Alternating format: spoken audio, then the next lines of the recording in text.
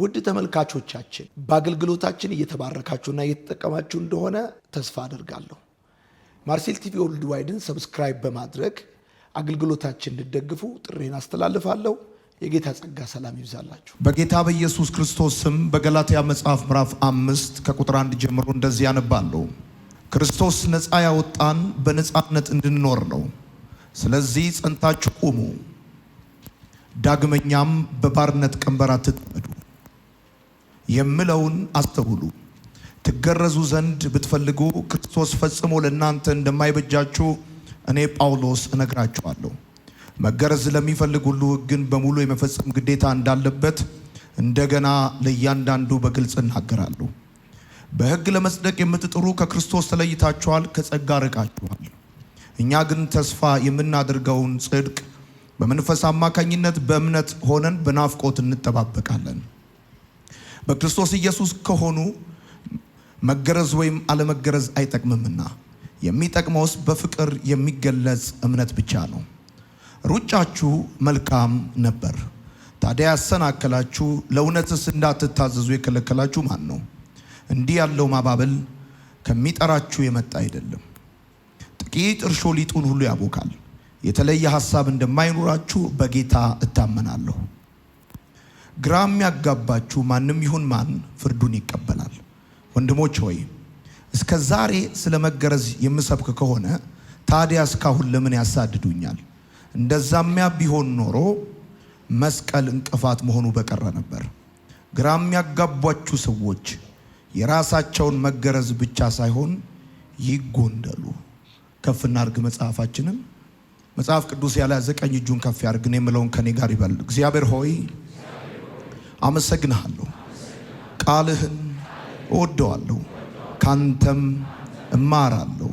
የበዛ ሰላም፣ የማይወሰድ ደስታ፣ የድል ሕይወት ዛሬም ነገም ለዘላለም አለኝ። አሜን።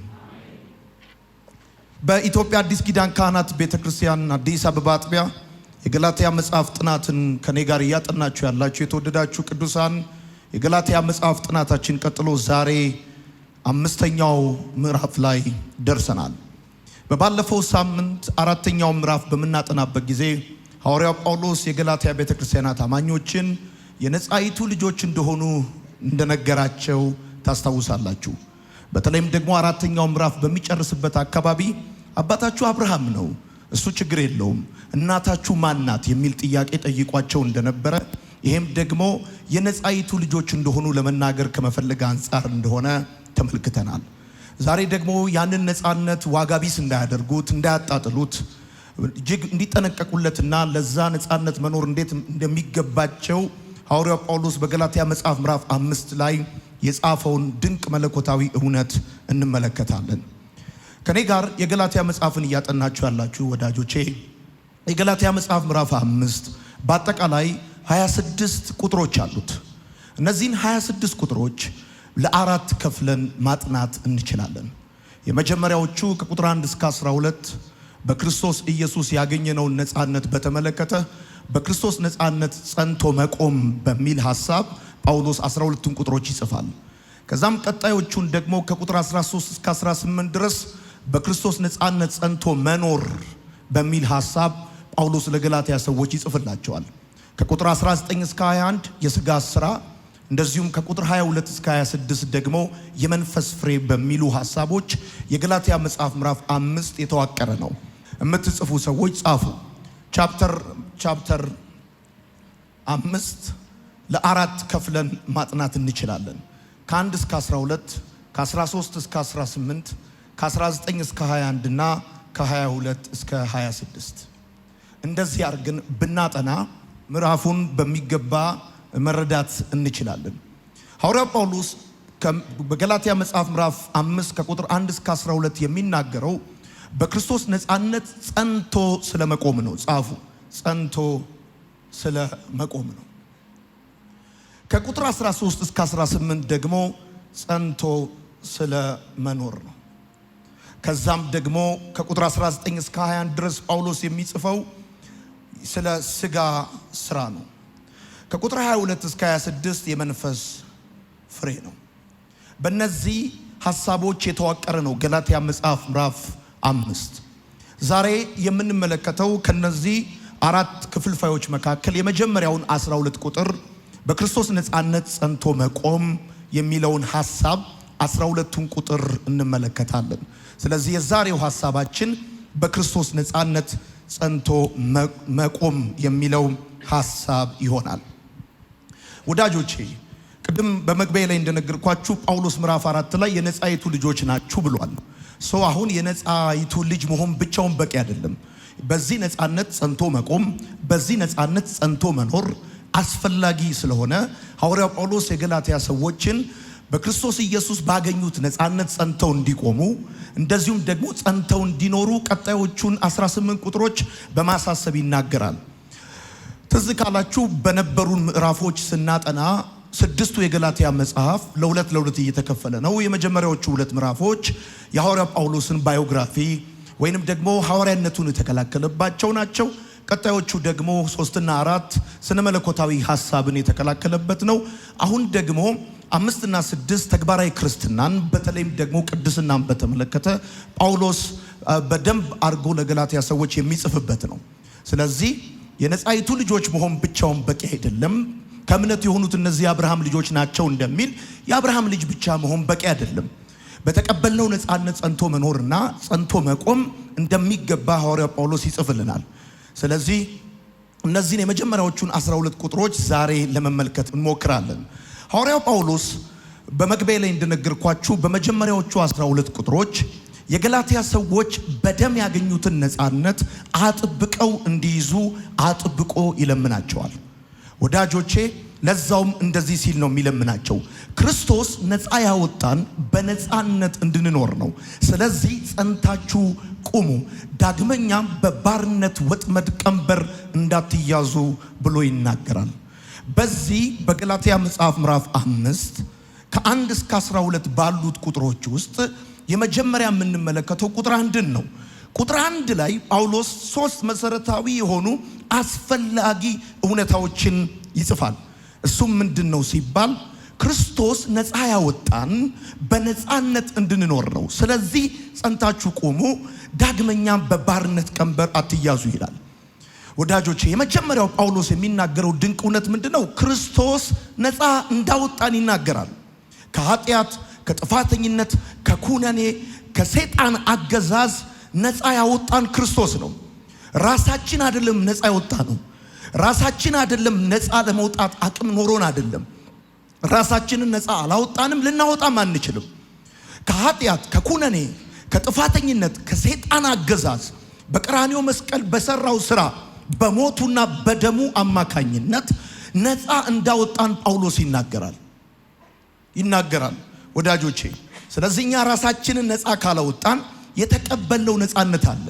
ራሳችንን ነፃ ለማውጣት ከታገልን በባርነት ቀንበር እንያዛለን። ለምን? ራሳችንን ነፃ ለማውጣት የምንሄድበት መንገድ የሚወስደን ወደ ህጋዊነት ነው።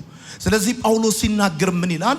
ክርስቶስ ነፃ አውጣን ይላል። ከኃጢአት፣ ከኩነኔ፣ ከጥፋተኝነት፣ ከጨለማ፣ ከባርነት ክርስቶስ ነፃ አውጣን። ከዛ ቀጥሎ ሲናገር ምን ይላል?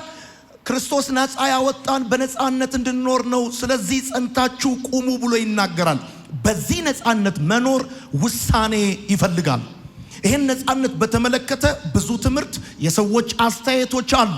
ስለዚህ በሰው አስተያየት እንዳትወሰዱ፣ በሐሰተኛ አስተማሪዎች የውሸት ትምህርት እንዳትወሰዱ፣ አይምሯችሁ እንደገና ወደ ባርነት ወጥመድ ገብቶን እንዳይያዝ ውሳኔ ሊኖራችሁ ይገባል ብሎ ጳውሎስ ይናገራል። ጸንታችሁ ቁሙ። ይሄ የውሳኔ ጉዳይ ስለሆነ ሰዎች በትከሻችን ላይ ሸክም ቢያስቀምጡ ልንሸከም እንችላለን። አይምሮአችንን ግን ወደ ባርነት ለመውሰድ ከሞከሩ እስከ ሞት ድረስ ልንታገላቸው ይገባል። ከአይሁድ የመጡ የአይሁድ አስተማሪዎች፣ ከኢየሩሳሌም የመጡ አስተማሪዎች በገላትያ ቤተክርስቲያናት ውስጥ ያደረጉት የገላትያ ቤተክርስቲያናት አማኞች በክርስቶስ ኢየሱስ አማካኝነት ያገኙትን ነፃነት ቀምተው ወደ ባርነት እንዲወርዱ፣ ከልጅነት ወደ ባርነት እንዲመጡ ያደረጓቸው ነው። ስለዚህ እንደምታስታውሱት ምዕራፍ 3 ላይም ትዝ ካላችሁ ልጆች ናችሁ፣ አካል ናችሁ፣ አንድ ናችሁ፣ ወራሾች ናችሁ ብሏል። ነገር ግን ሕጉ ምን ነበር ያደረገው? ከፋፍሎ ነበር። ሕጉ የመደብ ልዩነት አድርጎ ነበር። ወንድና ሴት ብሎ ነበር። አሕዛብና አይሁድ ብሎ ነበር። አሁን በክርስቶስ ኢየሱስ አማካኝነት ያ መደብ ያ ልዩነት ሁሉ ፈርሷል። ከዚህ በኋላ የቀረው ነገር ምንድነው? ትናንትና ከኃጢአት ከጥፋተኝነት ከኩነኔ ነፃ የወጡት በራሳቸው አይደለም፣ ክርስቶስ ነው ነፃ ያወጣቸው። ስለዚህ በዚህ ነፃነት ጸንቶ የመኖር ውሳኔ የነሱ እንጂ የጌታ አይደለም። ክርስቶስ ኃላፊነቱ ሰዎችን ከኃጢአት ባርነት ከኩነኔ ነፃ ማውጣት ነው እንጂ ነፃ ካወጣ በኋላ በዛ ነፃነቱ ጸንቶ የመቆም ጉዳይ ያንተ ድርሻ ነው እንጂ የሱ ድርሻ አይደለም።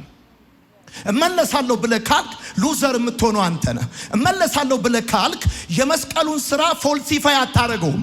የመስቀሉ ስራ አንተ ከነፃነት በኋላ በሚኖር ህይወት አይብራራም። የመስቀሉ ስራ በእግዚአብሔር ዘላለማዊ እቅድ በሰማይና በምድር መካከል ተፈጽሟል፣ ተረጋግጧል።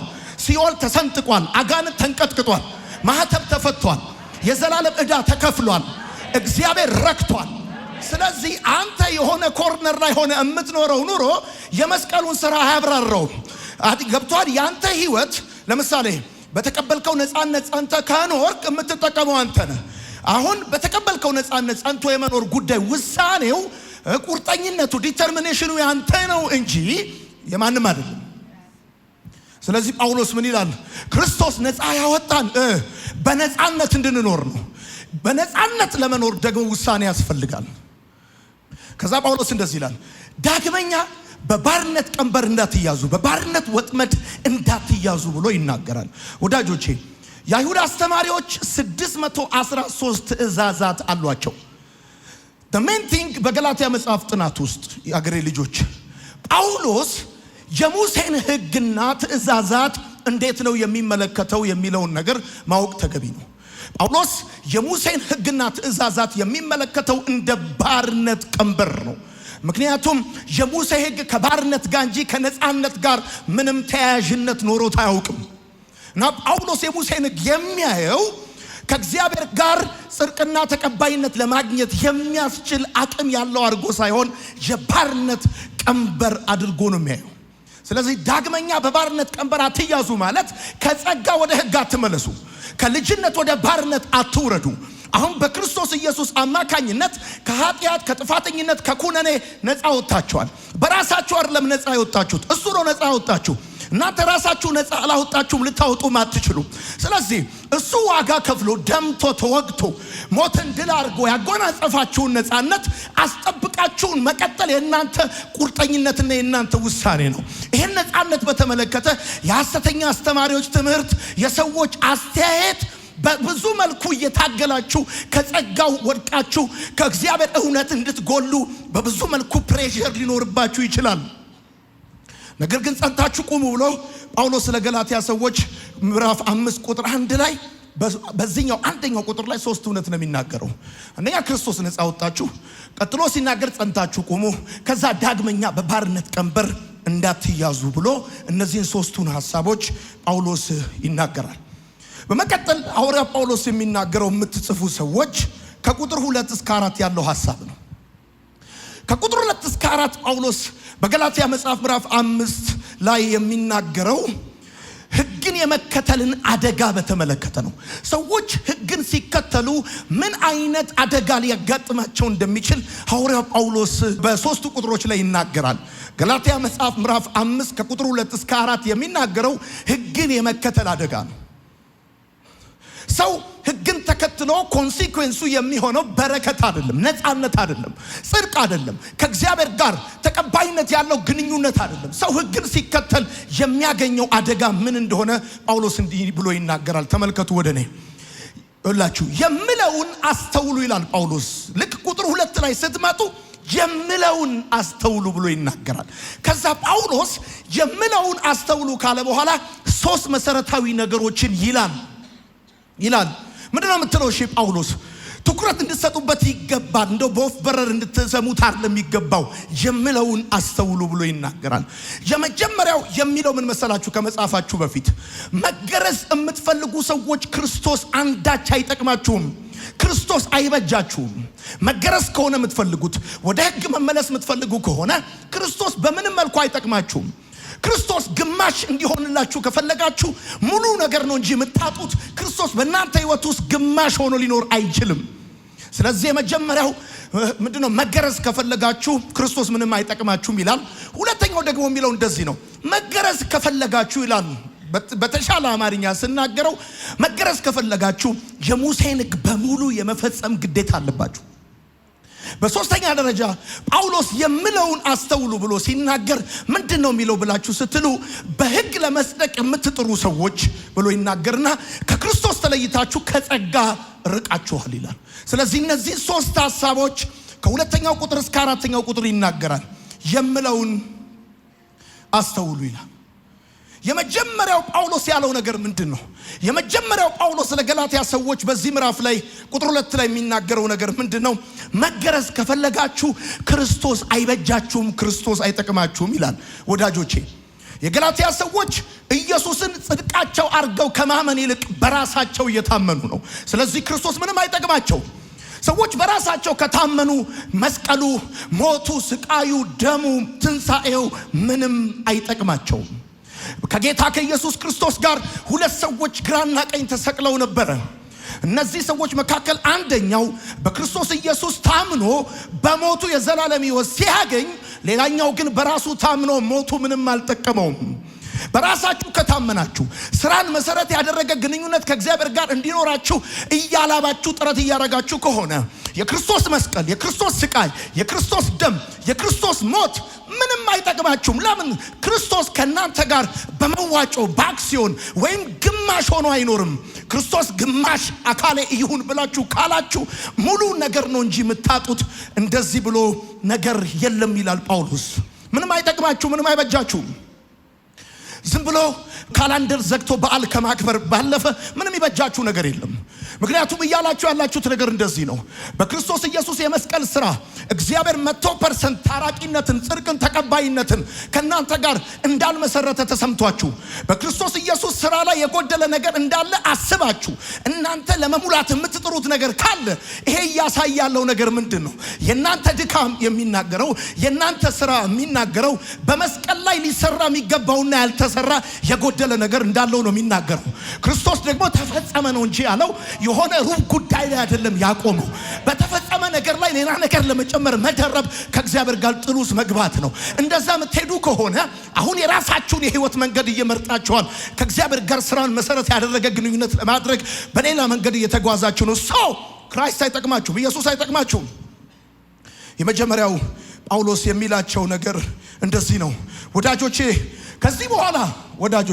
ከዚህ በኋላ ጸጋን መለመን አትችሉም። ምክንያቱም በሌላ መንገድ ለመሄድ በሌላ መንገድ ለመጽደቅ ጥረት እያደረጋችሁ ስለሆነ ማለት ነው። የአገሬ ልጆች ሁለተኛው ጳውሎስ በዚህ በገላትያ መጽሐፍ ምዕራፍ 5 ከቁጥር 2 እስከ 4 ባሉት 3 ቁጥሮች ላይ ጳውሎስ የሚናገረው እንደዚህ ነው። መገረዝ ከፈለጋችሁ ብሎ ይናገራል። ሕግን በሙሉ የማድረግ ግዴታ፣ ሕግን በሙሉ የመፈጸም ግዴታ አለባችሁ ብሎ ይናገራል። ወዳጆቼ መገረዝ የሕጋዊነት ማህተብ ነው። የምትጽፉ ሰዎች መገረዝ የሕጋዊነት ማህተብ ነው። እያወቁ ሲገረዙ ሰዎች ሕጉን ሁሉ ለመፈጸም በቃል ኪዳን የታሰሩ ናቸው። በክርስቶስ ኢየሱስ አማካኝነት ከእግዚአብሔር ጋር ጽድቅና ቅድስና ሊያገኙ እንደሚችሉ፣ ተቀባይነት ያለው ግንኙነት ሊመሰርቱ እንደሚችሉ እየታወቀ እያወቁ ሰዎች ለመገረዝ ከፈለጉ በዚህ ቃል ኪዳን የሙሴን ሕግ ሁሉ ለመፈጸም በቃል ኪዳን የታሰሩ ናቸው። ስለዚህ የክርስቶስን ጸጋ ሊማጸኑ አይችሉም። ለምን? ምክንያቱም በሌላ መንገድ ለመጽደቅ ጥረት እያደረጉ ስለሆነ። የተነጋገርነው የመጀመሪያው ነገር ምንድነው? ከዚህ በፊት በነበረው ጥናታችን ሕግ ሊያጸድቅ አይችልም። ለምን? ሕግ ሰዎችን ለማጽደቅ 100% ፍጹምነት ይፈልጋል። እኛ ደግሞ 100% መስራት አንችልም። 100% መስራት ካልቻልን በሕግ አማካኝነት ለመጽደቅ የምናደርገው ሙከራ ሞኝነት ነው የሚሆነው። ስለዚህ አሁን እናንተ በክርስቶስ ኢየሱስ አማካኝነት ከእግዚአብሔር ጋር ተቀባይነት ያለው ግንኙነት መመስረት እየቻላችሁ እሱን ትታችሁ በሌላ መንገድ ሄዳችሁ ለመጽደቅ ካሰባችሁ ከዚህ በኋላ የክርስቶስን ጸጋ መማጸን አትችሉም። ለምን? ለመጽደቅ ሌላ መንገድ መርጣችኋል። አለቀ በቃ ካላስ ገብቷል። ምን ማለት ነው? በአጭር አማርኛ ሐዋሳ ለመሄድ ቲኬት ቆርጠ ፕሌን ውስጥ ከገባ በኋላ ስለ መኪና ማሰብ ትርፉ ድካም ነው። ገብተሃል አንድ ጊዜ፣ ሌላ መንገድ ቀይረሃል አንድ ጊዜ። አንዴስ ወርደ አቅጣጫን ካልቀየርክ በስተቀር ስለዚህ ሁለት እግር አለኝ ተብሎ ሁለት ዛፍ እንደማይወጣ ልክ እንደዚሁ ክርስቲያን ነኝ ተብሎ ከእግዚአብሔር ጋር አንድም ኢየሱስ በሰራው ሁለትም አንተ በምትሰራው ተቀባይነት ያለው ግንኙነት መሰረታለሁ ብሎ ማሰብ የክርስቶስን ጸጋ ዋጋ ቢስ ማድረግ ነው። ወዳጆቼ ለምሳሌ አንድ ጥያቄ ልጠይቃችሁ። አንድ ሰው ታማኝ ባል ቢሆን፣ ታማኝ ግብር ገፋይ ቢሆን፣ የትራፊክ ህግ ቢጥስ ግን ከዚህ በፊት የነበሩት የጠበቃቸው ነገሮች ሁሉ ምንም አይጠቅሙትም። የትራፊክ ህግ በመጣሱ ምክንያት ብቻ ይከሰሳል። ስለዚህ ህጉ እንደዚህ ነው። ትላንት ከትላንት በስቲያ የሆኑ ነገሮች አርገ ሊሆን ይችላል። ህጉ አይምርህም። ህጉ ኤክስኪዩዝ የለውም። ሁሉን ካልሰራህ ሊያጸድቅ አይችልም። በእግዚአብሔር ፊት ሊያቆም አይችልም። ለዚህ ነው ህጉ ትእዛዛትን ሁሉ የሚፈጽሙትን ያጸድቃል፣ እምነት ግን ስራ የሌላቸውንና በእግዚአብሔር ብቻ የሚታመኑትን ያጸድቃል። በደንብ አርጋችሁ አሜን በሉ። ይሄንን እውነት ይኸውልህ፣ ይሄን የእግዚአብሔር እውነት የሚቃወም ሰው ሰራሽ ተረት፣ ሰው ሰራሽ ትምህርት በኢየሱስም ከምድሪቷ ላይ ይመታ። ከዛ ሐዋርያ ጳውሎስ በዚህ በገላትያ መጽሐፍ ምዕራፍ 5 ከቁጥር 2 እስከ 4 ባለው ሶስተኛ ሚለው እንደዚህ ነው። ተመልከቱ። በህግ አማካኝነት ለመጽደቅ የምትጥሩ ከሆነ ከክርስቶስ ኢየሱስ ተለይታችሁ ከጸጋ ርቃችኋል ይላል። የቀድሞ ትርጉም የሚናገረው ከጸጋ ወድቃችኋል ብሎ ነው የሚናገረው። ወዳጆቼ ይኸውላችሁ ተመልከቱ። በህግ አማካኝነት ለመጽደቅ ጥረት የምታደርጉ ከሆነ ከክርስቶስ ኢየሱስ ተለይታችሁ ከጸጋ ርቃችኋል ማለት ምን ማለት ነው? ማንም ቢሆን ወደ አንድ ነገር ሲጠጋ ከሌላ ነገር ይርቃል። አንድ ነገር ሲይዝ ሌላ ነገር ይለቃል። ስለዚህ እነዚህ ገላትያ አብያተ ክርስቲያናት አማኞች ወደ ሙሴ ሲጠጉ ከክርስቶስ እየራቁ ነው። ህግን ሲቀበሉ ጸጋን እየጣሉ ነው። ህግንም ጸጋንም በአንድ እጅ መያዝ አይቻልም። አንዱን ለቅ አንዱን ትይዛለህ እንጂ ሁለቱንም ይዛለሁ ብሎ ነገር አይሰራም። ሁለቱን አንድ ላይ ለማስኬድ መሞከር ዘይትና ውሃን መቀላቀል ነው። ስለዚህ ጳውሎስ እንደዚህ አለ፣ በህግ አማካኝነት ለመጽደቅ የምትጥሩ ከሆነ ከክርስቶስ ኢየሱስ ተለይታችሁ ከጸጋ ርቃችኋል። ለምን? ወደ ሙሴ ስትቀርቡ ከክርስቶስ ትርቃላችሁ፣ ወደ ኢየሱስ ስትቀርቡ ከሙሴ ትርቃላችሁ። ጸጋውን ስትይዙ ህጉን ትጥላላችሁ። ስለዚህ ይሄን መጠንቀቅ አለባችሁ ነው ጳውሎስ የሚለው። ይሄን ይላል። በነገራችን ላይ በዚህ ቦታ ከጸጋ ወድቃችኋል ማለት ምን ማለት መሰላችሁ? ከጸጋ ወድቃችኋል ማለት ክርስቶስን ክዳችኋል። ወይም በሌላ አማርኛ በዚህ አውድ ውስጥ ከጸጋ ወድቃችኋል ማለት በህጋዊነት ስር ገብታችኋል ማለት ነው። በአጭር አማርኛ ወደ ሙሴ ስትቀርቡ ከኢየሱስ ትርቃላችሁ፣ ወደ ኢየሱስ ስትጠጉ ከሙሴ ትርቃላችሁ። የሙሴ ህግ እኮ አሕዛብን ለይቶ በተለይም አሕዛብ የሆነ ኢየሩሳሌም ድረስ በግ ይዞ ቢሄድ፣ ዋኖስ ይዞ ቢሄድ፣ እርግብ ይዞ ቢሄድ ወደ መቅደሱ ውስጠኛው ክፍል እኮ አይገባም። የውጨኛው ግድግዳ ላይ እኮ ጽሑፍ ተጽፏል። አሕዛብ ወደ ውስጥ ከገባ ይገደላል። በአረማይክና በግሪክ እኮ ጽሑፍ ተጽፏል። አሕዛብ እኮ አይገባም። ታውቃላችሁ፣ አይገባም። ውጪ የቀረ ህዝብ እኮ ነው። እና አሁን ግን በአንጾኪያ ያለችው ቤተክርስቲያን ያው የአሕዛብ ቤተክርስቲያን ሄድኳርተር አንጾኪያ ነው። የአይሁዶች ሄድኳርተር ኢየሩሳሌም ነው። አሕዛብ ወደ ቤተክርስቲያን የገቡት እኮ በክርስቶስ ስራ በጸጋው አማካኝነት እኮ ነው።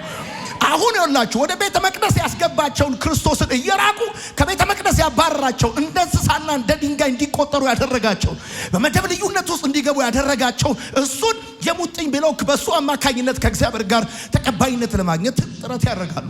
ጳውሎስ እንደዚህ ይላቸዋል፣ በህግ አማካኝነት ለመጽደቅ የምትሹ ከሆነ የምትሞክሩ ከሆነ እንድታውቁ ይገባል። ከክርስቶስ ተለይታችኋል፣ ከጸጋ ርቃችኋል አለ። ምን ማለት ነው? በሌላ አማርኛ ስራው እኮ ህጉ እኮ ያለው እንደዚህ ነው። ስራን መሰረት ያደረገ ግንኙነት ኮዝ ኤንድ ኢፌክት ግንኙነት ከእግዚአብሔር ጋር እንዲኖራችሁ ማለት ነው። ወዳጆቼ አሁን ተመልከቱ፣ እያጠናን ያለ ነው አምስተኛው ምዕራፍ ነው። አምስተኛው ምዕራፍ ከ1 እስከ 12 ነው። ራሱ አንደኛው ቁጥር በክርስቶስ ነፃ አወጣን ነው። ከ2 እስከ 4 ህግን የመከተል አደጋ ነው። 5 እስከ 6 እምነት ለህጋዊነት የሰጠው ምላሽ ነው። ጻፉ።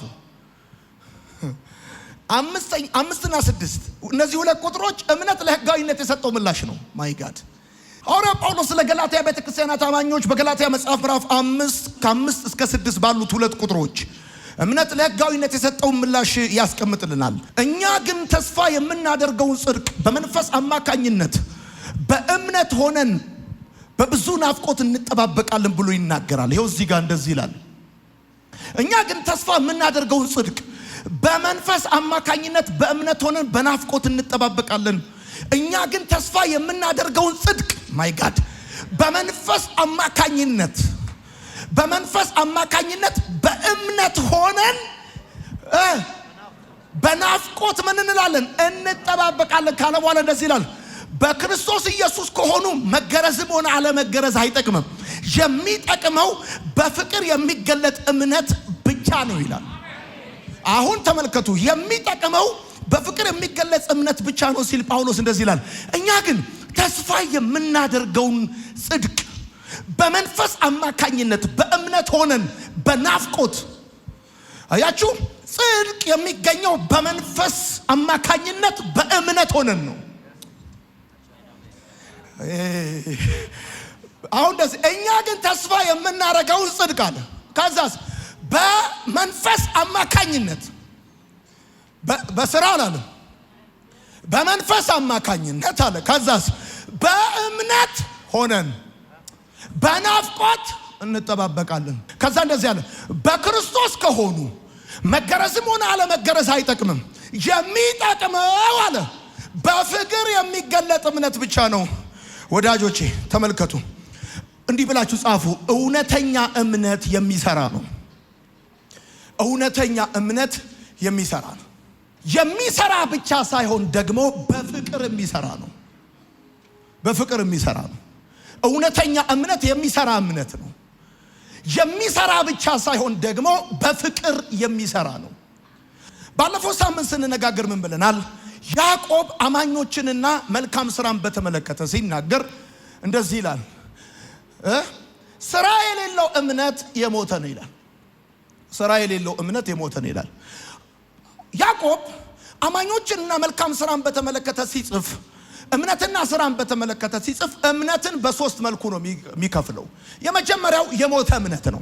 የሞተ እምነት ማለት ተግባርን በንግግር የተካ እምነት ነው።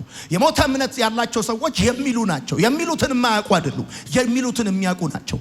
እምነት አለኝ የሚል ነው፣ የሚናገር ነው፣ ቶክ ነው። ወክና ወርክ የሚባል ነገር የለውም። ከዛ ቀጠልና ያዕቆብ ሲናገር ምን ይላል?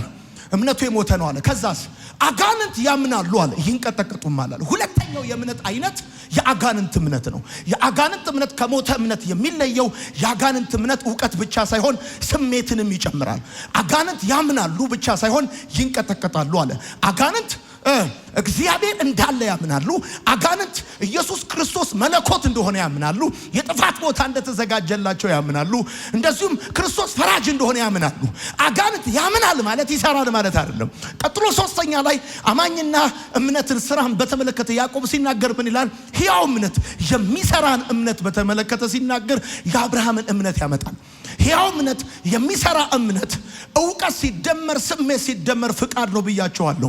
በአጭር አማርኛ አብርሃም የጸደቀው በስራና በእምነት ሳይሆን በሚሰራ እምነት ነው። በሚሰራ እምነት ነው። አሁን እንግዲህ ይኸውላችሁ ተመልከቱ። ገላትያ ላይ የቀጠቀጥካቸው የሕግ አስተማሪዎች ከገላትያ ላይ ስትቀጠቅጣቸው አፈግፍገው ሄደው ምሽግ የሚሰሩት ያዕቆብ ላይ ነው።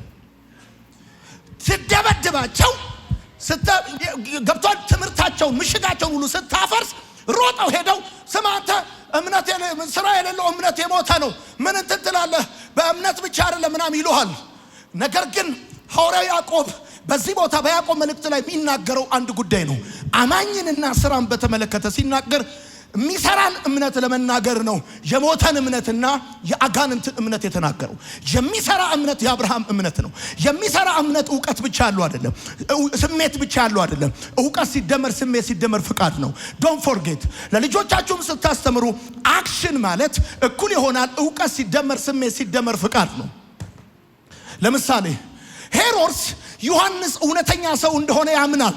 ነገር ግን እምነቱ በፍቅር ስላልሆነ እንዲገደል አሳልፎ ሰጥቶታል። አጋንንት ያምናሉ ማለት ይሰራሉ ማለት አይደለም። አንድን ሰው እምነቱ እንደማይሰራ ለማብራራት ሄደህ እምነት አለኝ የሚል ስራ ግን የሌለው ብለህ ልትለው አትችልም። ለምን? እንኳን ሰውየው አጋንንትም እምነት አላቸው። ልዩነቱ የሚሰራ እምነት፣ ሕያው እምነት ምን ማለት እንደሆነ በያዕቆብ መልእክት ላይ ትመለከታላችሁ። ሌላው በያዕቆብ መልእክት ውስጥ ያዕቆብ ሕግ የሚለው የሙሴን ሕግ አይደለም እንዳትረሱ። ያዕቆብ ሕግ የሚለው ፍቅርን ነው። በምን አወቃችሁ ሲባል ነፃ የሚያወጣውን ፍጹሙን ሕግ ብሎ ይናገራል። ተመልክቶ የሚሰራ በስራው የተባረከ ይሆናል ይላል። ነፃ የሚያወጣ ይላል። የሙሴ ሕግ በኢትስ ኔቸር በኢትስ ካራክተር በባርነት የሚይዝ እንጂ ነፃ የሚያወጣ አይደለም። አንድ ሴት አመንዝራለች ተብላ ስትገኝ የሙሴ ሕግ ኤክስኪውዝ አይሰጣትም፣ በድንጋይ ወግሮ ይገላታል። ነፃ የሚያወጣው ፍጹሙ ሕግ ግን ክራይስት እንደሆነ የምታየው ሰዎቹ አምጥተው ኢየሱስ ጋር ሲያመጧት ኢየሱስ እንደዚህ አለ፣ አንቺ ሴት ከሳሾችሽ ወዴት አሏት? እኔም አልፈርድብሽም፣ ዳግመኛ ኃጢአት አትስሪ አላት። ነፃ የሚያወጣው ፍጹሙ ሕግ ባልንጀራህን እንደራስህ አድርገህ ውደድ እንደሚል የንጉሥ ሕግ። ያዕቆብ መልእክት ላይ ሕግ የሚለው በአጠቃላይ ፍቅርን ነው። ቀጥሎም የነፃነት ሕግ ይለዋል። የነፃነት ሕግ ባለፈው ሳምንት ነግራቸዋለሁ። ለምትሄዱ አሁን አብርሃም በስራው የጸደቀ አይደለም ይላል ያዕቆብ። አብርሃም በስራው የጸደቀ ነው፣ ልክ ነው። አብርሃም ግን ሰርቶ የጸደቀው የሙሴን ሕግ ስራ ሳይሆን የፍቅርን ስራ ነው። አብርሃም በሙሴ ሕግ ጸደቀ እንዳትል፣ የሙሴ ሕግ የተሰጠው ዘጸአት 19 ላይ ነው። አብርሃም የጸደቀው ዘፍጥረት ላይ ነው። አብርሃም የሰራው በፍቅር ነው እንጂ በሙሴ ሕግ አይደለም። አብርሃም በስራው የጸደቀ አይደለም ሲል ያዕቆብ፣ አብርሃም ልክ ነው፣ በስራው ጸድቋል። አብርሃም በስራው የጸደቀው ግን በፍቅር ሕግ ነው እንጂ በሙሴ ሕግ አይደለም። የሙሴን ሕግ ሰርቶ ነው የጸደቀው እንዳትል፣ የሙሴ ሕግ ገና አልተሰጠም። ዘጸአት 19 ላይ ነው የሙሴ ሕግ የተሰጠው። አብርሃም የጸደቀው ዘፍጥረት ላይ ነው። ለሚቴልዩ ረሃብ ራሷ በስራ የጸደቀች እንደሆነች ያዕቆብ ያመጣል። ረሃብ እኮ ብትጸድቅም የጸደቀችው በፍቅር ሕግ ነው እንጂ በሙሴ ሕግ አይደለም። ለምን ብለህ ከጠየቀኝ የሙሴ ሕግ ሰውን ለማጽደቅ 100% ፍጹምነት ይፈልጋል። ረሃብ ደግሞ እንደ ዛሬ ከመጽደቋ በፊት እንደ ትናንትና ቢዝነስ ላይ ነበረች። ረሃብ እኮ ስማ በሯን የከፈተችው የእስራኤል ሰዎች ከመግባታቸው በፊት እንደ ማንኛውም ቀን ቢዝነሷ ልትሰራ አጭር ለብሳ ተቀንድባ በሯን ከፍታ ካስተመር ስትጠብቅ እኮ ነው እንደዚህ ብላ ሰዎቹ የገቡት። ተደዋውሎ አይደለም፣ ቀጠሮ ይዞ አይደለም። ረሃብ እኮ እንደ ትናንትና ሴተኛ አዳሪ ነች፣ በኃጢአት የምትኖር ሴት ነበረች። ዛሬ ተቀባይነት ያለውን ጽድቅ የሰጣት በፍቅር የሰራችው ስራ ነው እንጂ የሙሴ ሕግማ ስማ፣ የሙሴ ሕግ አሁን ሰርተ በኋላ ባሰራ ኤክስኪውዝ አያደርግልህም። የሙሴ ሕግ ዛሬ ሰርተ ነገ ባሰራ ኤክስኪውዝ አያደርግልህም።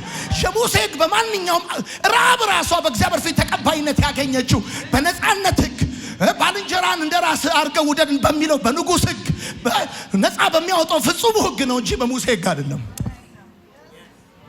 እኔ ይገርመኛል ያዕቆብ ላይ እንዳትፈራ። ያዕቆብ የሚያወራው ነፃ የሚያወጣው ፍጹሙን ሕግ፣ የነፃነት ሕግ፣ የንጉሥ ሕግ፣ ያ ሕግ ያ ስራ። ቆይ ለሚቴሉ አብርሃም በስራው የጸደቀ አይደለም ሲል ደስ ይበልህ። የስ እግዚአብሔር ምን አለ? አንድ ልጅህን አልከለከልከኝምና እንደምትወደኝ። አብርሃምን ይስሐቅን መሰዊያው ላይ አስተኝቶ ቢላ እንዲያነሳበት ያደረገው ፍቅር ነው እንጂ የሙሴ ሕግ አይደለም። እንደምትወደኝ ፍቅር ነው ቢላ ያስነሳበት። አሁን ባጭሩ አማርኛ እንደዚህ አለ። እኛ ተስፋ የምናደርገውን ጽድቅ አለ በመንፈስ አማካኝነት በእምነት ሆነን በናፍቆት እንጠባበቃለን። ተስፋ የምታደርገውን ጽድቅ በተመለከተ እሱ በመንፈስ አማካኝነት በእምነት ሆነን አየህ፣ ጽድቅ በመንፈስ አማካኝነት በእምነት የምትቀበለው ጉዳይ ነው እንጂ የምትሆነው ጉዳይ ነው እንጂ በስራ አይደለም። ከዛም ራሱ ጳውሎስ ሲናገር ምንድን ነው የሚለው? በክርስቶስ ከሆነ ይላል መገረዝም ሆነ አለመገረዝ ምንም አይጠቅምም። ይሄን መገረዝም ሆነ አለመገረዝ ምንም አይጠቅምም ይልና በክርስቶስ ከሆነ ሰው በክርስቶስ ከሆነ ይልና እንደዚህ ይላል፣ የሚጠቅመው በፍቅር የሚገለጥ እምነት ብቻ ነው ይላል። ለሚቴልዩ እምነት የሚሰራው በፍቅር ነው። ፌዝ ካልክ ላቭ ነው የምትለው። እምነትና ፍቅር ነው አብረው ሊሄዱ የሚችሉት። የኔን መኪና ውሃ ከታ ነዳዋለሁ ብለህ ብትል ለዘላለም ትላለህ እንጂ በከንፈር ትላለህ እንጂ ወንበር ላይ ቁጭ ብለህ አትነዳው። እምነት ሲጀመርም ወርካውት የሚያደርገው በላቭ ነው፣ በፍቅር ነው። አብርሃም አመነ፣ እምነቱም ጽድቅ ሆኖ ተቆጠረለት። ከእምነት የሆኑት እነዚያ የአብርሃም ልጆች ናቸው። የአብርሃም ልጆች ከሆኑ ደግሞ ከአብርሃም ጋር ወራሾች ናቸው። እግዚአብሔር ራሱ ምዕራፍ 3 ቁጥር 8 ላይ አሕዛብ በእምነት እንደሚጸድቁ አስቀድሞ አውቁ። እግዚአብሔር ለአብርሃም ወንጌልን አሕዛብ ባንተ ይባረካሉ ብሎ ወንጌልን ምን አለው? ሰበከዋል። የመጀመሪያው የወንጌል በነገራችን ላይ ይሄን አንዳንድ ሰዎች ወንጌል ኢየሱስ ጌታ ነው ትላንትና በሰልባጅ የመጣ ይመስላቸዋል። ወንጌል እንደውም ከህግ በኋላ የመጣ ይመስላችኋል? ወንጌል ይገርማል። ህግን በ645 ዓመት በእድሜ ይበልጠዋል። ታላቁ ነው ወንጌል። የህግ ታላቅ ነው። 645 ዓመት ይበልጠዋል። እግዚአብሔር ለአብርሃም ወንጌል ዘፍጥረት ላይ ሲሰብከው ለአብርሃም ከሰበከው ከ645 ዓመት በኋላ ነው ህግ የተሰጠው። ሌላው ህግ የተሰጠው ከግብጽ ለወጡ ሰዎች ነው እንጂ በግብጽ ላሉ ሰዎች አይደሉም። ከግብጽ ባርነት የወጡት በፋሲካው በግ ደም አማካኝነት ነው። ከባርነት መውጣት፣ ከሞት መውጣት፣ ከኃጢአት ቀንበር፣ ከሰይጣን አገዛዝ መውጣት በደም ነው እንጂ በሥራ ሊመጣ አይችልም። ከዛ ቁጥር አሁን 2 እስከ 4 አይደል? ከ5 እስከ 6 ከዛ አሁን ደግሞ ከ7 እስከ 12 ብላችሁ ጻፉ። ከ5 እስከ 6 እምነት ለህጋዊነት የሰጠው ምላሽ ነው። ከ7 እስከ 12 የመጨረሻው ግጭት ነው። ጳውሎስ ከገላትያ ቤተክርስቲያናት ሰዎች ጋር የመጨረሻው ግጭት ያደርጋል። ከ7ኛው ቁጥር እስከ 12ኛው ቁጥር ያደርጋል። ሐዋርያው ጳውሎስ በገላትያ መጽሐፍ ምዕራፍ 5 ከ7ኛው ቁጥር እስከ 12ኛው ቁጥር የመጨረሻውን ግጭት ከገላትያ ቤተክርስቲያናት አማኞች ጋር ያደርጋል። ከ7ኛው ቁጥር እስከ 12ኛው እንደዚህ ይላል። ሩጫችሁ መልካም ነበር፣ ታዲያ ያሰናከላችሁ ለእውነትስ እንዳትታዘዙ የከለከላችሁ ማን ነው? እንዲህ ያለው ማባበል ከሚጠራችሁ የመጣ አይደለም። ጥቂት እርሾ ሊጡሉ ያቦካል። የተለየ ሐሳብ እንደማይኖራችሁ በጌታ እታመናለሁ። ግራ የሚያጋባችሁ ማንም ይሁን ማን ፍርድን ይቀበላል። ወንድሞች ሆይ እስከ ዛሬ ስለ መገረዝ የምሰብክ ከሆነ ታዲያ እስካሁን ለምን ያሳድዱኛል? እንደዚያማ ቢሆን ኖሮ መስቀል እንቅፋት መሆኑ በቀረ ነበረ። ግራ የሚያጋቧችሁ ሰዎች የራሳቸው መገረዝ ብቻ ሳይሆን ይጎንደሉ ብሎ ይላል ጳውሎስ። በእነዚህ 6 ቁጥሮች 7 ነጥቦች ይናገራል። ጻፉ። ጳውሎስ በገላትያ መጽሐፍ ምዕራፍ 5 ከቁጥር 7 እስከ 12 ባሉት 6 ቁጥሮች 7 እውነቶችን ይናገራል። የመጀመሪያው የሚናገረው እውነት ምንድነው ብላችሁ ስትጠይቁ እንደዚህ ነው። ሩጫችሁ መልካም ነበር ብሎ ይላል ጳውሎስ። በእምነት የነበራቸውን መልካም ጅማሮ ያስታውሳቸዋል። ሩጫችሁ መልካም ነበር። በመጀመሪያ ሰሞን አካባቢ ወደ ገላትያ ቤተክርስቲያናት መጥቼ ወንጌልን ስሰብካችሁ በጸጋው አማካኝነት የጀመራችሁት የእምነት ሩጫ ጥሩ ነበር ብሎ ትላንትናን ያስታውሳቸዋል። ነገር ግን በጥሩ ሁኔታ መጀመር ብቻውን በቂ አይደለም። መጨረስ በጣም ኢምፖርታንት ጉዳይ ነው። ለዚህ ነው ብዙ ሰዎች እኮ ይገርሙኛል። ጸንታችሁ ቁሙ ይላል አንተ ጳውሎስ። ይገርመኛል። እኔ ጸንቶ መቆም ያንተ ጉዳይ ነው። ጸንቶ መቆም በተገለጠልህ ከክርስቶስ በተቀበልከው ነፃነት ጸንቶ የመኖር ጉዳይ የሆስፒታሊቲ ጉዳይ አይደለም። ከቤተ ክርስቲያን የምትቀበለው ሆስፒታሊቲ ይሄ የመስተንግዶ ጉዳይ አይደለም። ጥሩ ፊት የማየት ጉዳይ አይደለም። ሰዎች አንተን የመቃወም የመደገፋቸው ጉዳይ አይደለም። ይሄ የዘላለም ሕይወት ጉዳይ ነው። ስሜን እያጠፋችሁ ብታድሩ እንኳን አይደለም ስሜን አይኔን ብትነቅሉ ከዚህ እውነት ባክል አላረግ ድኛለሁ። የኋላ ማርሽ ነቅለ ነው ከኢየሱስ ጋር መኖር ያለበት። ቻው ኢየሱስ ጌታ አሜን በል። እና ጳውሎስ እንደዚህ አለ፣ ሩጫችሁ መልካም ነበር አላችሁ። የመጀመሪያ ሰሞን ስሰብካችሁ ደግሞ በልስጥራን የነበረው ሽባው ሰውዬ ተረክ ብሎ ወቅስ ያረግ ተአምራትም ድንቅም ስብከቱንም ሲያዩ ፕሬዝ ጋድ ምናምን ብለው በእምነት የጀመሩትን መልካም ሩጫ ያስታውሳቸዋል። ነገር ግን መጀመር ብቻውን በቂ አይደለም። ከዛ ቀጠለና እዚህ ቁጥር ላይ ከ7 እስከ 12 የሚናገረው ሁለተኛ እውነት ምንድነው? ለእውነት እንዳትታዘዙ ማን ከለከላችሁ ብሎ ይጠይቃቸዋል። ለእውነት እንዳትታዘዙ ማን ከለከላችሁ ብሎ ሲላቸው የውሸት ትምህርት ከክርስቶስ እንደማይመጣ ሊነግራቸው ፈልጎ ነው። ለእውነት እንዳትታዘዝ የሚያደርግህ መቼም የእውነት አምላክ አይደለም፣ የውሸት አምላክ ነው። ስለዚህ ነው ለእውነት እንዳትታዘዙ አላቸው። ስለዚህ እንዲህ አይነት የውሸት ትምህርት ከክርስቶስ እንደማይመጣ ይነግራቸዋል። ከዛ ቀጠለና በሶስተኛ ደረጃ የሚናገረው ጥልቅ ፖይንት ምንድነው? ጥቂት እርሾ ብሎ ጳውሎስ ይናገራል። ጳውሎስ ለገላትያ ቤተክርስቲያናት አማኞች እየተናገረ ያለውን ማስጠንቀቂያ ወደ ቤት ወደ ጓዳ ይዞት ይገባል። ወዳጆቼ በጳውሎስ አጻጻፍ መሰረት በጳውሎስ ትምህርት መሰረት የሕግ ትምህርት ልክ ሊጥ ውስጥ እንዳለ እርሾ ነው። ትንሽ ቆይቶ ክርስትናን ሙሉ በሙሉ ያበላሸዋል። ጥቂት የሚባል ሕግ የለም። የሕግ ትምህርት በሊጥ ውስጥ እንዳለ እርሾ ነው። ካላስ አለቀ። በአረብኛ በቃ ከጸጋው ከወረድክ የምትገባው ሕጋዊነት ውስጥ ነው። ከጸጋው ፊትን አዙረ ወደ ሕጋዊነት ከተመለስክ ከልጅነት ወደ ባርነት ነው እንጂ የምትገባው በልጅነትና በባርነት መካከል ሚዛናዊ ክርስትና የሚባል የለም። እንደ ባላንስ አድርገው የሚባል ነገር የለም። ወይ በጸጋ ትድናለህ፣ ከቻልክ ደግሞ በሕግ ትሞክረዋለህ እንጂ በሕግና በጸጋ መካከል ሚዛናዊ የሚባል ነገር የለም። ጳውሎስ እንደዚህ አለ፣ ጥቂቱ እርሾ ሊጥን እንደሚያቦካ አለ። ይሄ ታውቃላችሁ በአይሁድ አስተሳሰብ እርሾ የክፉ ተጽዕኖ ምሳሌ ነው። አይሁዶች እርሾን የሚጠቀሙት ለክፉ ተጽዕኖ ነው። ስለዚህ ህጋዊነት ወይም የህግ ትምህርት ልክ በሊጥ ውስጥ እንዳለ እርሾ ትንሽ ቆይቶ ክርስትናን ሙሉ በሙሉ ያበላሸዋል። እዛ ቀጥሎ ቁጥር 4 ደግሞ ጳውሎስ የሚና 7 እውነት ነው የሚናገሩ ብያቸዋለሁ። ቁጥር 4 እንደዚህ የሚለው የተለየ ሐሳብ እንደማይኖራችሁ በጌታ አታመናለሁ ይላል። እና አይ ላቭ የሐዋርያው ጳውሎስን አጻጻፍ ወደዋለሁ። አይ ላቭ ሂም የተለየ ሐሳብ እንደማይኖራችሁ በጌታ አታመናለሁ ብሎ ሲላቸው ጳውሎስ ከገላትያ ቤተክርስቲያናት አማኞች ጋር የጀመረውን ፍጥጫ በአዎንታዊ መልኩ ለማርገብ እንደሚታመንባቸው ነው የሚነግራቸው። እና ክርር ያለ መልእክት እየጻፈ በመሃል ላይ እንዲህ ይላቸዋል። የተለየ ሐሳብ እኔ ከምለው እየተነበበ ነው ገላትያ እኔ ከምለው የተለየ ሐሳብ እንደማይኖራችሁ ሲል እዛ ቁጭ ብሎ የሚሰማ ጠቅላላ ምን ይላል ብዬ ነበር ይላል እኮ yes I agree with ጳውሎስ። እና ፍጥጫውን ማርገብ ይፈልጋል። በጣም ወደዋለሁ። እንደዚህ ማድረግ ጥሩ ነው። አምስተኛ እንደዚህ ይላል። ማንም ይሁን ማን ይላል ግራ የሚያጋባችሁ ፍርድን ይቀበላል ይላል። ማንም ይሁን ማን ሊቅ ሆነ ረቂቅ ማንም ሆነ የፈለገ ማንም ይሁን ማን ግራ የሚያጋባችሁ ማለት ባጭር አማርኛ ምንድነው? ከክርስቶስ የሚያርቃችሁ ከጸጋው እንድትወድቁ ከክርስቶስ ተለይታችሁ ከጸጋው እንድትርቁ ከልጅነት ወደ ባርነት እንድትመጡ ኮንፊውዥን ውስጥ የሚከታችሁ ፖስታ ተቀብሎ ከቸርች ሊሄድ ይችላል። ከሰማይ ግን የእጁን ያገኛል። ለአንድ ወቅት ቲፎዞ ሊኖረው ይችላል። ግራ የሚያጋባችሁ ሰዎች ግን ፍርድን ይቀበላሉ። ማንም ይሁን ማን ከክርስቶስ የሚያርቋችሁ እኮ ነው እያለ ያሉ። ከጳውሎስ መልእክት በጣም ከመወዳቸው ጥሩ እውነቶች መካከል አንዱ ወንጌል ከተባለ ማንም ላይ ኮምፕሮማይዝ አያደርግም። ሊደብር ይችላል፣ የራስ ጉዳይ ነው የሚል። በሌላ ጉዳይ እኮ ምሕረት አድርጉለት ይላል። ቆሮንቶስ ላይ ታችኋል። ምሕረት አድርጉለት ይላል። ምሕረት አድርጉለት፣ እንደዚህ አይነቱ ምሕረት አድርጉለት ይላል። ትምህርት ላይ ግን ጳውሎስ ሲሪየስ ነው። ማንም ይሁን ማን አለ ግራ የሚያጋባችሁ ፍርድን ይቀበላል። ከዛ ስድስተኛ ጻፍ። መገረዝን ብሰብክ ይላል። መገረዝን ብሰብክ ታዲያ እስከ ዛሬ ድረስ ለምን እሰደዳለህ ይላል ጳውሎስ።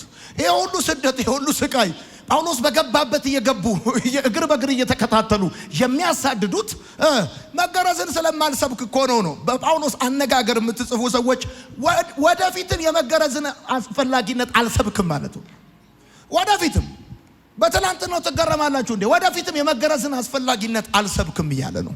የመጨረሻውና ሰባተኛው የሚያስጨንቋችሁ ከፈለጉ ይጎንደሉ ይላል። የሚያስጨንቋችሁ ከፈለጉ ይጎንደሉ ይላል። አሁን ጳውሎስ በዚህ ቁጥር 12 ላይ የሚያስጨንቋችሁ ከፈለጉ ይጎንደሉ ብሎ ሲናገር በገላትያ አብያተ ክርስቲያናት ክልል ውስጥ ይሄ ሐሳብ በአረማዊ ካህናት መካከል የታወቀ ነው። የጳውሎስ ሐሳብ መቆረጥ የሚያጸድቅ ከሆነ ለምን እንደ አረማዊ ካህናት አትሆኑም ነው የሚለው። ጫፉን መቆረጥ የሚያጸድቅ ከሆነ በደንብ ለመጽደቅ ለምን ከናካቴው ከስሩ አትቆረጡትም? ለምን እንደ አረማዊ ካህናት አትሆኑም ይላል ጳውሎስ። አዋ ከጸደቅ በደንብ መጽደቅ ምን ዳርዳሩን ማለት። አሁን የጳውሎስ ሐሳብ እንደዚህ ነው። የሚያስጨንቋችሁ ጠዋትና ማታ እየተነሱ ተገረዙ የሚሏችሁ ሰዎች፣ እነዚህ የአሕዛብ ክርስቲያኖችን ሰው አንድ አሕዛብ ክርስቲያን መሆን ከፈለገ አስቀድሞ አይሁዳዊ መሆን አለበት። ትምህርት እኮ ከባድ ነው ወዳጆቼ። አሕዛብ ክርስቲያን መሆን ከፈለገ አይሁዳዊ መሆን አለበት። አይሁዳዊ ለመሆን ደግሞ ቀጥሎ ደግሞ መገረዝ አለበት። መገረዝ ብቻ ነው፣ የሙሴን ሕግ መጠበቅ አለበት ብለው 613 ትእዛዝ ላያቸው ላይ ጭነዋል። የሚያስጨንቋችሁ አላቸው ከፈለጉ እነሱ ይጎንደሉ አላቸው። ለምን? ይሄ ንግግር በዛ በገላትያ አብያተ ክርስቲያናት ክልል ውስጥ የታወቀ ነው። በዛ ሀገር፣ በዛ አውራጃ፣ በዛ ክልል ውስጥ የአረማዊ ካህናት ይሄ አይነት ልማድ ነበራቸው። ስለዚህ ከፈለጉ እንደነዛኞቹ ፕሪስቶች መሆን ይችላሉ። ሁለተኛውን አይ ላቭ ኢት። ሁለተኛው ጳውሎስ ሊል የፈለገው የሚለው ሐሳብ ጳውሎስ የሚያስጨንቋችሁ ከፈለጉ ይጎንደሉ ብሎ ሲል በዘዳግም መጽሐፍ ምዕራፍ 21 ቁጥር 1 መሰረት እነዚህ የሚያስጨንቋቸው ሰዎች ከጌታ ጉባኤ እንዲወገዱ ፈልጎ ሊሆን ይችላል ብሎ ይላሉ። የሚያስጨንቋቸውን ሰዎች ከእግዚአብሔር ጉባኤ ሊያስወጣቸው ፈልጎ ነው። ዘዳግም 21 ቁጥር 1 እኮ የሚለው የተቀጠቀጠና ወደ እግዚአብሔር ጉባኤ አይገባም ነው የሚለው። ሰዎቹ ሸንጧቸው ከተጎነደሉ ወደ እግዚአብሔር ጉባኤ አይገቡም። ሕግን እንከተላለን ካሉ ዘዳግም 21ንም ይከተሏታል። ስለዚህ ዘዳግም 21 ጠጋ ካልክ ከመቅደስ ያባርራል፣ ከእግዚአብሔር ጉባኤ ያስወጣል። ስለዚህ ጳውሎስ የፈለገው ይላሉ አንዳንድ የመጽሐፍ ቅዱስ አስተማሪዎች በዘዳግም 21 መሰረት የገላትያ ቤተክርስቲያናትን እያወኩ ያሉ አስተማሪዎች በዛ ከጉባኤ እንዲወገዱለት ፈልጓል፣ ይቆረጡ ይላቸዋል። አሁን ተመልከቱ፣ ይሁን እኔ ይኸው የዛሬው መሰረታዊ ሐሳብ ምን እንደሆነ ልንገራችሁ። ይሁን እኔ ሐዋርያ ጳውሎስ ስናጠቃልለው ጳውሎስ ሕጋዊነት እንደ ቀላል የምታዩት የምታሳንሱት ነገር አይደለም ነው። ለምን? ተመልከቱ፣ ይኸው ሕጋዊነት ነፃነትን ቀምቶ ባርነት ውስጥ ይከታችኋል። አንደኛ። ሁለተኛ፣ ሕጋዊነት የመስቀሉን ክብር ለመንጠቅ ይሞክራል። ሶስተኛ፣ ሕጋዊነት የመንፈስ ቅዱስ አሰራርን ይጥሳል። አራተኛ፣ ሕጋዊነት በክርስቶስ ላይ ሳይሆን በማይጠቅሙ ነገሮች ላይ ትኩረት እንድታረጉ ያደርጋችኋል እያለ ሕጋዊነትን እንዲህ ልታሳንሱት አይገባም። ተመልከቱ፣ አምስተኛና መሰረታዊ የሚናገረው ደግሞ ሕጋዊነት ክርስቶስ ዩዝለስ እንዲሆን የሚያደርግ ጉዳይ ነው። ስራው ምንም እንደማይጠቅም እንዲሆን የሚያደርግ ጉዳይ ነው። ቅድም እንደነገራችሁ መገረዝ የምትፈልጉ ከሆነ ክርስቶስ አንዳች አይረባችሁም አይጠቅማችሁም እንዳለው የአገሬ ልጆች ሕጋዊነትን እንደ ተራ ነገር እንዳትቆጥሩ። ጻፉ እንደዚህ ብላችሁ፣ ሕጋዊነት አንደኛ ነፃነትን ነጥቆ ባርነት ውስጥ ይከታል። እኔ እወዳለሁ ጌታ ኢየሱስ የተናገረው ምሳሌ ደስ ይለኛል። አንድ ሰው ሁለት ልጆች ነበሩት ያለው የሄደው ልጅ ታውቃለህ፣ አባክኖ ሲጨርስ ይዞ ለመምጣት የፈለገው ማይንድ ሴት የባሪያ ነው። እንደ ልጅም ባሉ እንደ ባሪያ ሆኖ እንኳን አለ። ልጁ የጨረሰው የራሱን ነው፣ የአባቱ ገና አልተነካም። ውጪ ለሚከሳ ልጁ እቤት የሚደልበጋለው እሱ የመጣው አባት የሚቀበለው ልጁ እንዳለው አይደለም፣ አባት እንዳለው ነው። ልጁ ያለው ባሪያ በሆን ነው። አባት ግን የተቀበለው እንደ ባሪያ አይደለም፣ እንዳለው እንደ አባትነቱ። እና ሕጋዊነት ወዳጆቼ ስራ ምናምን የሚባለው ነገር ነፃነትን ነጥቆ ወደ ባርነት ይከታል። ሁለተኛ የመስቀሉን ክብር ለመንጠቅ ይሞክራል። የመስቀሉን ክብር ለመንጠቅ ይሞክራል። ሰርቼ ነው ካልክ፣ ወጥቼ ነው ደጋ ወርጄ ነው ቆላ ካልክ፣ አልቦይ ነው ካልክ በመስቀል ላይ የተሰራው ስራ ሙሉ አይደለም እያልክ ነው። ሰው የመስቀሉን ክብር ለመንጠቅ ይሞክራል። ሶስተኛ ሕጋዊነት የመንፈስ ቅዱስን አሰራር ይጥሳል። ጳውሎስ በገላትያ መጽሐፍ ምዕራፍ 5 ከቁጥር 5 እስከ 6 እኛ ግን ተስፋ የምናደርገውን ጽድቅ በመንፈስ አማካኝነት በእምነት ሆነን በናፍቆት በጉጉት እንጠባበቃለን ብሎ እንደሚናገር የመንፈስ ቅዱስን አሰራር ይጥሳል። አራተኛው ሕጋዊነት ኢየሱስ ምንም እንዳይጠቅመን ያደርጋል። ኢየሱስ ምንም እንዳይጠቅመን ያደርጋል። አምስተኛ ሕጋዊነት ሕግን ሙሉ በሙሉ የመፈጸም ግዴታ ውስጥ ያስገባል። ሕግን ሙሉ በሙሉ የመፈጸም ግዴታ ውስጥ ያስገባል። ቅድም እንደነገርኳችሁ አንድ ሰው ጥሩ ባል ቢሆንም ጥሩ ግብር ከፋይ ቢሆንም የትራፊክ ሕግ ከጣሰ ግን ክስ ውስጥ ይገባል፣ ጥፋተኛ ይሆናል። ሕግ ሁለቱን ሶስቱን ትዝ ይላችኋል ስንነጋገር በሁለት ወይም በሶስት ሕግ አጨናብራ አጸድቅም ስንባባል ትዝ ይላችኋል። አዎ ሁሉንም ትሰራትና ትገባት ይሆናል እንጂ አንዱን ወይ ሁለቱን ሰርታ አጸድቅም። ስድስተኛ ሕጋዊነት በአላስፈላጊ ነገሮች ላይ እንድናተኩር ያደርጋል። ሕጋዊነት ባላስፈላጊ ነገሮች ላይ እንድናተኩር ያደርገናል። ስለዚህ ሐዋርያ ጳውሎስ የሕግን አስከፊነት ስትመለከቱ ከፈለጉ ይጎንደሉ ማለቱ አይገርምም ነው። ማጠቃለያው እሱ ነው። አይገርምም ነው። ሕግ እንደዚህ አስከፊ ከሆነ ይጎንደሉ የሚለው አይገርምም። የሚከፋው የእሱ ይጎንደሉ የሚለው ሐሳብ ሳይሆን የእነሱ ሕጋዊነት ነው። ሕጋዊነት ነው የነሱ። የአገሬ ልጆች ሰመራይዝ ላድርግ። ገላትያ መጽሐፍ ምዕራፍ 5 26 ቁጥሮች አሉት ብለናል። ይሄን 26 ቁጥር ለአራት ከፍለን ነው የምንመለከተው። ከ1 እስከ 2 ከ1 እስከ 12 የመጀመሪያው ቁጥር ነው። ይሄ በክርስቶስ ነፃነት ጸንቶ መቆም ነው። በቃ ዛሬ ያየነው በክርስቶስ ነፃነት ጸንቶ መቆም ነው። ቀጥሎ ከ13ኛው እስከ 18ኛው ቁጥር ያለው በክርስቶስ ነፃነት ጸንቶ መኖር ነው። ከዛ ከቁጥር 19 እስከ 21 ያለው የሥጋ ሥራ ነው። ከዛ ከ22 እስከ 26 ያለው የመንፈስ ፍሬ ነው። ከዛ እነዚህን 12 ቁጥሮች ደግሞ ስንነጋገር ምን አለን? አንደኛው ቁጥር ላይ 3 ነገር ተናገረ። ክርስቶስ ነፃ ያወጣን በነፃነት እንድንኖር ነው። ስለዚህ ጸንታችሁ ቆሙ፣ ዳግመኛ በባርነት ቀንበር አትያዙ። ነፃ ያወጣችሁ ክራይስት ነው። ራሳችሁን በራሳችሁ አይደለም ነፃ ያወጣችሁት፣ ኢየሱስ ነው ነፃ ያወጣችሁ። ከዛ ቀጠለና ጸንታችሁ ኑሩ። በዚህ ነፃነት መኖር የውሳኔ ውጤት ነው። ከዛ ቀጠለና ዳግመኛ በባርነት አትያዙ። ጳውሎስ ሕጉን የሚመለከትበት መነጽር እንደ ባርነት ቀንበር ነው የሚመለከተው። ከዛ ቀጠልና ቁጥር 2 ላይ ምን ታል የምለውን አስተውሏል። 3 መሰረታዊ ነገር ብሏል። 3 መሰረታዊ፣ አንደኛ መገረዝ የምትፈልጉ ከሆነ ክርስቶስ አንዳች አይጠቅማችሁም፣ አይረባችሁም፣ አይበጃችሁም። ለምን? ክርስቶስን እንደ ጽድቃችሁ አድርጋችሁ ከመቀበልና በኢየሱስ ከመታመን ይልቅ በራሳችሁ እየታመናችሁ ነው። ከዛ ጳውሎስ ቀጥሎ ምን ይላል? ከቁጥር 2 እስከ 4 ባለው ውስጥ ሲናገር ጳውሎስ ምን ይላል? መገረዝ ከፈለጋችሁ ሕጉን ሙሉ በሙሉ ለማድረግ ትገደዳላችሁ።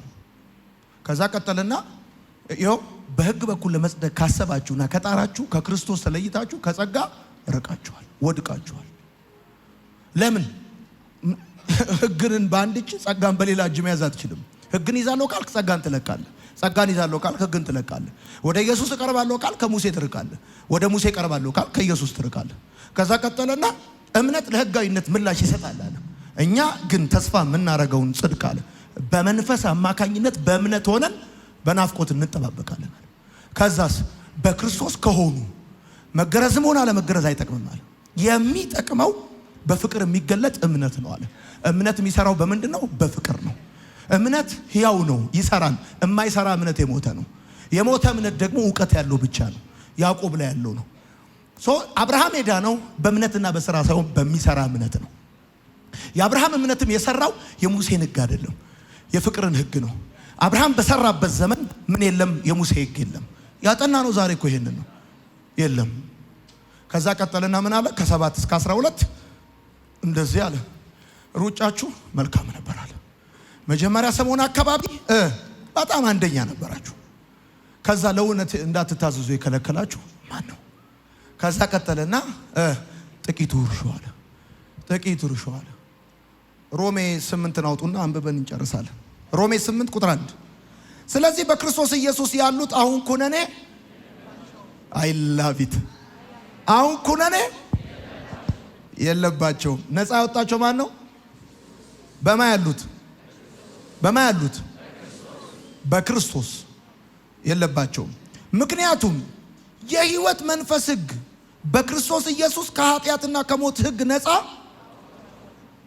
ለምንድን ነው ያነሳውላችሁ? ያዕቆብ ላይ ነፃ የሚያወጣው ፍጹም ሕግ ባልንጀራን እንደ ራስህ አድርገህ ውደድ የሚለው የንጉሥ ሕግ የነፃነት ሕግ እንደሚል ሮሜ ላይ ደግሞ የእውነት መንፈስ ሕግ ይላል። እንደየ መጽሐፎቹ ሕግ የሚለው ሐሳብ የራሱ የሆነ አውድ አለው። የሕይወት መንፈስ ሕግ ሲባል የሙሴ አይደለም፣ ክርስቶስ ነው። የፍቅር ሕግ ነው። ኢየሱስ ጌታ ነው። እንደዚህ ይላል፣ ሕግ ከሥጋ ባህሪ የተነሳ ደግሞ ሊፈጽም ያልቻለውን እግዚአብሔር የገዛ ልጁን በኃጢአተኛው ሰው አምሳል የኃጢአት መስዋዕት እንዲሆን በመላክ ፈጸመው ብሎ ይናገራል። የሀገሬ ልጆች ኢየሱስ ሕይወት ነው። ኢየሱስ ብቻ፣ ጸጋ ብቻ፣ ወንጌል ብቻ። አሜን ነው። እስቲ አሜን በሉ። እኔና ኢየሱስ ሳይሆን ኢየሱስ ብቻ፣ ኢየሱስ ብቻ።